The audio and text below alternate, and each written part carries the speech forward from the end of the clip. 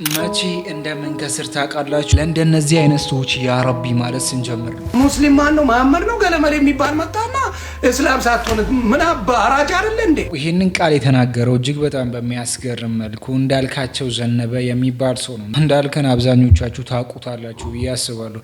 እጅግ በጣም በሚያስገርም መልኩ እሱ ኤፍቢ ላይ ምን ብሎ ፖሰተ? አሁን ሰው ሲሞት በኢየሱስ አምኖ ነበር ብዬ መጠየቅ ጀምሬያለሁ። በአጭሯ እድሜያችንን ዘላለማችንን አስተካክለን ብንሄድ ጥሩ ነው። ኢየሱስን ሳትቀበሉ እንዳትሞቱ። እንዳልካቸው ዘነበ ኤፍቢ ላይ ይሄንን ብሎ በፖሰተበት ጊዜ እሱ ደግሞ አያያዘና አንዳንድ ሰዎች ኮመንት ስር ይጽፋሉ፣ ይሄ ሰው ምን አለ እስልምናን ተቀብሎ በሆነ ብዬ እመኛለሁ ብሎ ኮመንት ስር አንዳንድ ልጆች ይጽፋሉ። እነዚህን ነገሮችን አገናኝና እንዳልካቸው ባወራው ነገር ላይ መጥቶ ነቢዩና ሙሐመድን ሰለላሁ ዐለይሂ ወሰለም እንደዚህ ሰደበ። እንዳልክማ ሲፎክር ይሆን ቤት ነው ጉድ ያለው ቤት ሲሸረሙጥ ወልዳል። እንዳልክ ከማናችሁም ጋር የግል ጸብ የለኝም። ከማንም ጋር መጣላት አልፈልግም። እግዚአብሔር በሚያውቀው ነው። እጅግ በጣም በሚያስገርም መልኩ ዛሬ የአርቲስቱ የቀብር ስነ ስርዓት ተደርጎ ነበር። እዚህ የቀብር ስነ ስርዓት ላይ እንግዲህ ልጆቹም ተገኝቶ የሱ ሚስትም በዚህ የቀብር ስነ ስርዓት ላይ ተገኝቶ ታድመው ነበር። ተዛፈለ ልጄ እባክህ አትናፍቀኝ፣ የእናት ፍቅር የተለየ ያብራክፋይ እንደምን። አርቲስቱ መሞቱ ለነሱ ቤተሰብ ብቻ ሳይሆንም ለእኛም ሀዘን የሆነ ይመስላል። ለምን ብትሉም ነቢያችን ባልተጠበቀ ቦታ ላይ ባልተጠበቀ ሁኔታ ላይ እንደዚህ መሰደባቸውን መስማታችን አይዶን ነው የሙስሊም ሕዝብ እንዴት እንደነዚህ አይነት ሰዎችን ዝም ብሎ ይመለከታል የሚለው እጅግ በጣም አጅቦኛል። ከዚህ በፊትም በተደጋጋሚ እየሰደበ ነበር። ይሄ ሰውዬ ትልቁ ስራው ትንሽዬ ቤቱ ከቀዘቀዘ እንደነዚህ አይነት ምክንያቶችን ይፈልጋል። ምክንያቶችን ያያይዝና የሆኑ ግሩፖች እሱን እንዲወዱት ያመቻቻል። እንደምታውቁት ነው። ከዚህ በፊትም እሳቸውን እንደዚህም ሰድበው ነበር።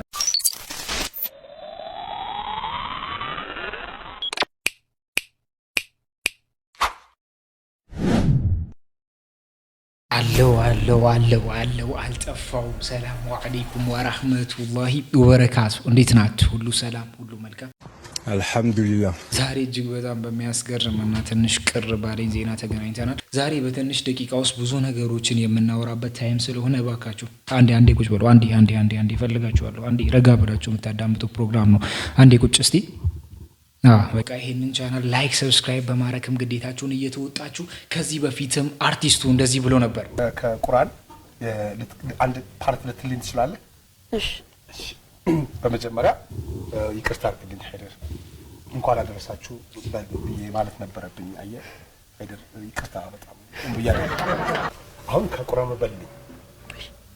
አዑዙ ቢላሂ ሚነሽ ሸይጧኒር ረጂም ቢስሚላሂ ረሕማኒ ረሒም ያ አዩሀል ሙደፊር ቁም ፈአንዚር ወረበከ ፈከቢር وثيابك فطهر والرجز فاهجر ولا تمنن تستكثر ولربك فاصبر فإذا نقر في الناقور فذلك يومئذ يوم عصير على الكافرين غير يسير ዘርኒ ወመን ኸለቅቱ። ይሄ ሁለተኛ ላይ ነው ያወረደው። ረስታችኋል መሰለኝ። ሙስሊም ሴቶች ሂጃብ ሳይለብሱ ወንድ ሲመጣባቸው ወልዑዱ ደንደንደነሊ ወቀብሉ ጠብጠብጠበኒ።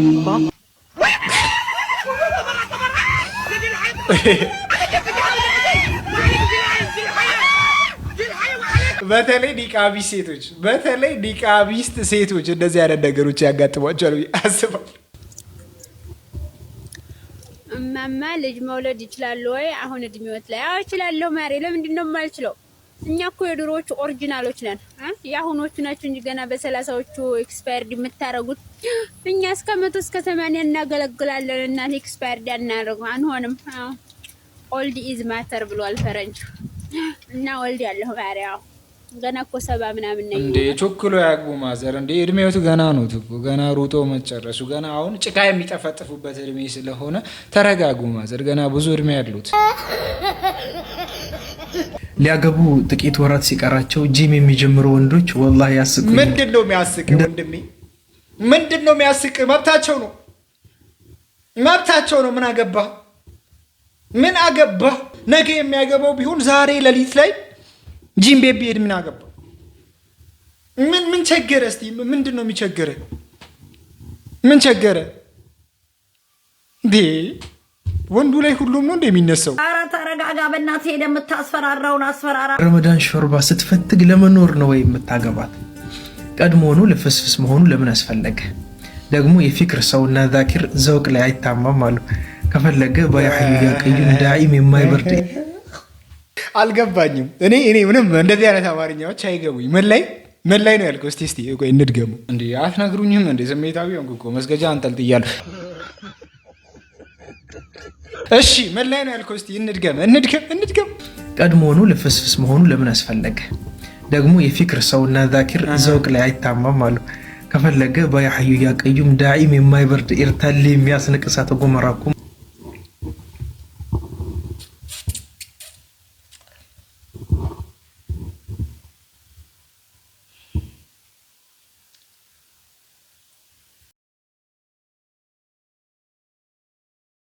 ተግባብተናል አባ መሆን ይቻላል። ወንድሜ በዋናነት መዘጋጀት ያለብህ የአንዲት ነፍስ የበላይ ጠባቂ ልሆን ነው ብለህ ነው። ትከሻህን ብቻ ሳይሆን ልብህን በማስፋት ሚስትህ ለአንተ መስካሪህ እንጂ በአንተ መስካሪ አታድርጋት። ገብቶናል እኮ ተግባብተናል አባ። ችግር የረድ ኧረ ምንም ችግር የለም። Ya no le metas esa madre, te pones hasta las manitas. Y cuando no te vomitas, te andas volteando al revés.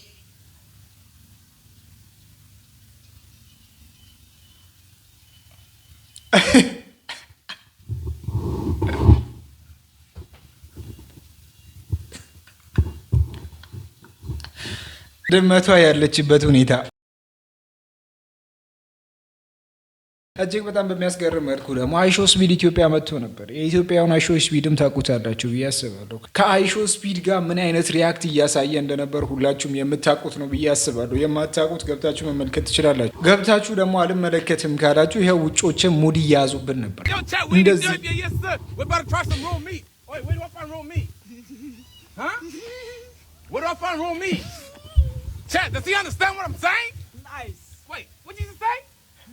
Say it again. Nice. Oh, shit, Johnny can speak English. Oh. What about the rice? Let's do it, baby. Lock in. I got you. Let's do it. 3, 2, look. Oh, my God. Do you understand the words that are coming out of my mouth? Come back here. Come back. When I say go, that's when you go. You want me to speak your language? Let go. እንደ ሀገር ነው ሙድ የተያዘብን እንግሊዝኛ ባለማወቃችን። ሁላችንም መማር አለብን። እውነት መማር አለብን። እኔም ቢቪዬ ነው። እምነትህን ቀይር። ኢመን በኢየሱስ አይደለም። በሽጉጥ ሚሳኤል በመጣ አይደለም። አንድ ሰው ሀገር ተለውጣ አልቀየረ እምነቴን የፈለገው ይምጣ። አንድ ነው ጌታዬ፣ የሁሉም ሰው አምላክ፣ በግዴታ ሳይሆን ተወዶ መመለክ። ደግሞም ስሙኝ፣ ዱንያ አታዘልቅም ነች እንጂ መቆያ። እስልምና ላጣ ይስጣችሁ ሂዳያ። የረበና እዝነት ለሁሉም ኡመት። ያለ እስልምና እንዴት መኖር እንደሚቻል ለአንድ ሰዓት ያሳየኝ ሰው አለመሞትን ለአንድ ሰዓት ላሳየው ይችላል። ያ ጀማ እዚህ ጋር የምታዩት ኢትዮጵያ ላይ ሳልቫጅ ቲሸርት በ30 ሱሪ በ50 እየተባለ የሚሸጠው አይደለም። እዚህ ጋር ሳውዲ ላይ መጥቼ በጣም ከገረሙኝ ነገራቶች እዚህ ቦታ ነው። በጣም ይሄ ገረሙኝ ነው ማለት ነው። በቃ እንደዚህ እንደ ሳልቫጅ የተሸጠ መኪና በጥሪ ምናምን ሱሪ በ30 እየተባለ ምናምን አላ እንደሚሸጠው መንገድ ዳር ምናምን እንደሚሸጠው ልክ እንደዛ በቃ በጣም ከገረሙኝ ነገራቶች ኢትዮጵያ በቃ እንኳን እንደዚህ እየጠሩ ሊሸጡልህ ይቅርና እኮ ጠይቀህ ለራሱ አንተ ልትገዛ ነው እየተባልክ በግድ ነው ተለጥጠው የሚነግሩ እና በጣም የገረሙኝ ቦታዎች ናቸው።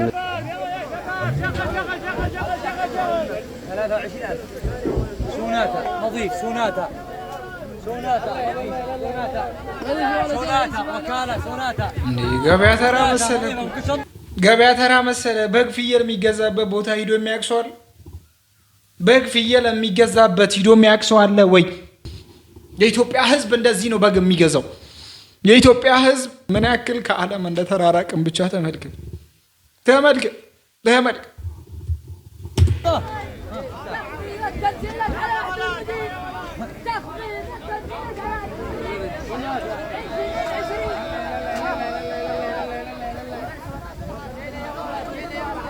መሰከስ አይቻልም ማለት ነው። መኪና ገዝተው ሳውዲ ውስጥ አይቻልም፣ መሰከስ አይቻልም። ሳውዲ ውስጥ እንዴት ይሰከሳል? እንዴት ይሰከሳል? መኪና ተገዝተው እንዴት ይሰከሳል? አይሰከስ፣ አይቻልም። እንደዚህ አይነት ነገር የለም። አርቲስቱ ከሞተ በኋላ ደግሞ እጅግ በጣም በሚያስገርማችሁ መልኩ ዳዕዋ ተደርጎበታል። ሰምታችኋል? ዳዕዋ ተደርጎ ነበር። ሰምታችኋል ወይ? አልሰማችሁም? ያልሰማችሁ ዳዕዋውን ስሙ። በእኛ እምነት አንድ ጥቅስ አለ። አልማል ወልበኑን ዚነቱል ሐያት ዱንያ ይባላል። ልጅና ሀብት፣ ስልጣንና የፈለገ ነገር ቢሆን ላንተ ጌጥ ነው እንጂ ላንተ ዋስትና ሊሆን አይችልም። ስትቀበርም ያ ሀብት አይቀበርም፣ ያ ስልጣን አይቀበርም። ልጅህና ሚስት የምትወዳትም ካንተ ጋር አብሮ አይቀበርም። ራቁትህን ትመጣለህ፣ ራቁትህን ትመለሳለህ። ስለዚህ ሁላችንም እስካለን ድረስ ምናልባት ነፂ በምናውቀው በቴሌቪዥን መስኮትም በአካል የምናውቀው ሁሌም ደስተኛ የሚሆን ነው። ግን እሱን ዛሬ ጨክነን ብንወደው ማስቀረት ስለማንችል ነው። የፈለግነውን ነገር ስለሚከብድ ማለት ነውና ሁላችንም ተራ ይጠብቀናል። ማን እንደሚደርሰው ስለማይታወቅ ማለት ነውና በዚሁ ምናልባት ወደ አፈርም ከመሸኘቱ በፊትም የተጣላ ሰውም ካለ እሱ ሳይቀበር ይቅር ማለት ያስፈልጋል። የእሱ ላይ ብድርም ያለበት ሰውም ካለ ደግሞ ይቅር ማለት ያስፈልጋል። ንጹህ ሆኖ ከፈጣሪ ጋራ መገናኘት ስለሚያስፈልግ ማለት ነው። አንዳንዱ በዛ ክፋት ልክ ማሰብ ስለሌለብን የሚል ነው። እውነት ነው። እዚህ ያለነው ሁሉ ዛሬ እንዲህ አድምቀን ሲንሸኘው ያንን ጨለማ የአባታቸውን ፈገግታ የሚፈልጉ ደግሞ ልጆቹና ሚስቶቹ አሉ። እዚህም ባይኖሩም ለሀዘንም ቢመጡ ቅድም መምህሩም ብሏል፣ ወንድሜ ነብዩም ብሏል። ቢያንስ ስልክ ራሱ ለሰው ልጅ ጉልበት ስለሚሰጥ እንደምትመለከቱት ነው። ዳዕዋ ነው የተደረገው ማለት ይቻላል። ሌላም ደግሞ እጅግ በጣም በሚያስደነግጥ ነገር የተናገሩ ንግግሮች አሉ። ነጽዬ አንተ ምንም አትሆንም፣ ንጹህ ቦታ ነህ።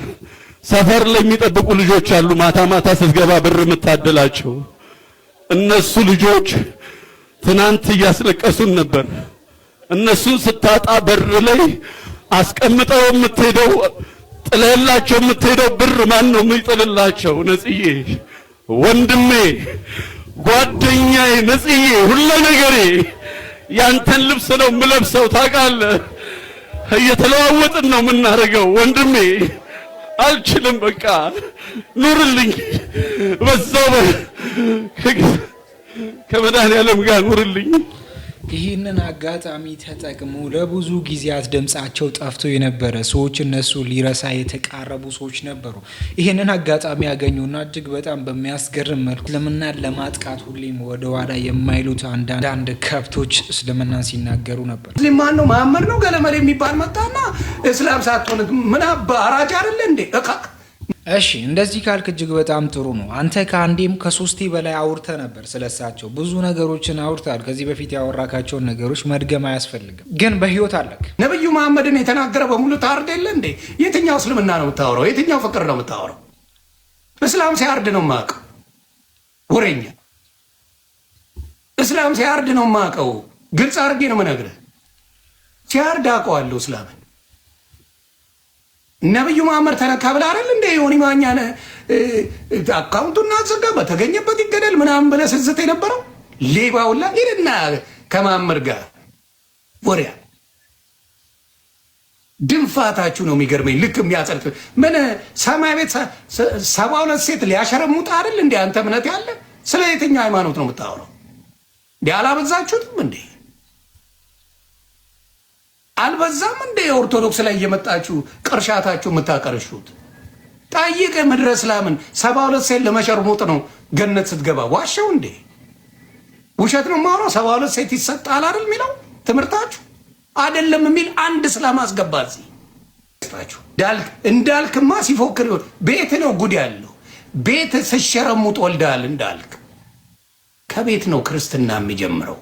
ኢየሱስን መከተል በድንፋታ በአፍ አይደለም። ኢየሱስን መከተል በተግባር ነው። ኢየሱስን ስትከተል በስራ ነው። በመለፍለፍማ እንደ ጴንጤ የሚወደው የለም።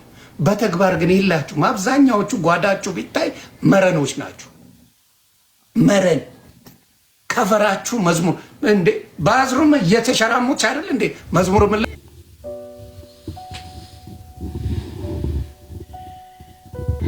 ከማናችሁም ጋር የግል ጸብ የለኝም።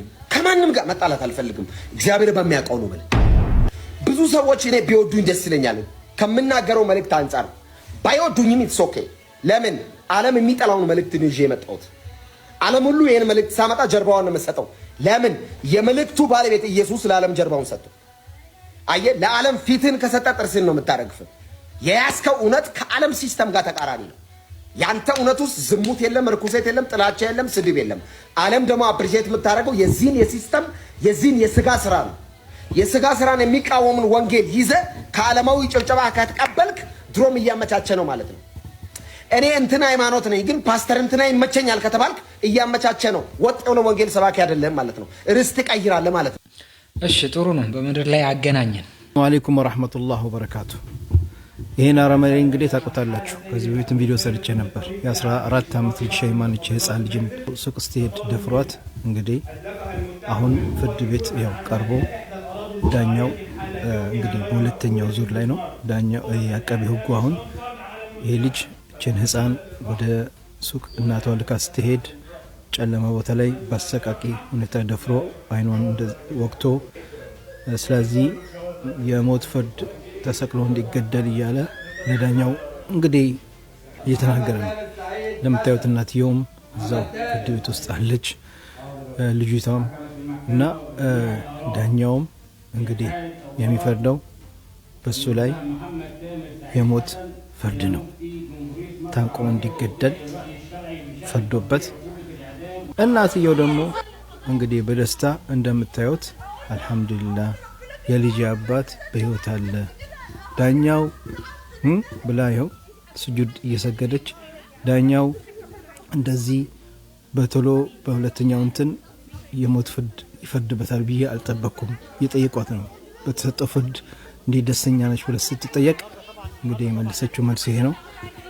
ይሄ አረመኔ እንግዲህ ያችን ህፃን እንደዛ በሚያስጠላ ሁኔታ በሰቀቃይ አይኗን ወቅቶ እንደዛ ደፍሯት ዛሬ ላይ ግን የሞት ፍርድ ተፈርዶበት ተሰቅሎ እንዲገደል ታዟል። አልহামዱሊላህ በጣም ደስ የሚል ነገር ነው። እናትየውም ለዚህ ነው ለአላህ ስጁድ ሰግዳ አላህን ያመሰገነች ነው። የልጅ አባት በህይወት እንዳለ ነው የምታየኝ፣ የልጅ አባት በህይወት አለ እያለች በደስታ ለምን ሐቋን የልጇን ስላገኘች ይሄን አረመኔ ተሰቅሎ ይገደል እያለች ነበር። ይኸው ተሰቅሎ እንዲገደል ታዘዘ ማለት ነው። መች ነው እንደዚህ አይነት ህጎች እኛ ሀገር ላይ ምናየው? ህፃን ፌቨርን ታስታውሳላችሁ? ስንት ህፃኖች አሉ ልክ እንደዚች እንደ ሸይማ ተደፍረው በሚያሰቃይ ሁኔታ የተገደሉ ስንት አሉ።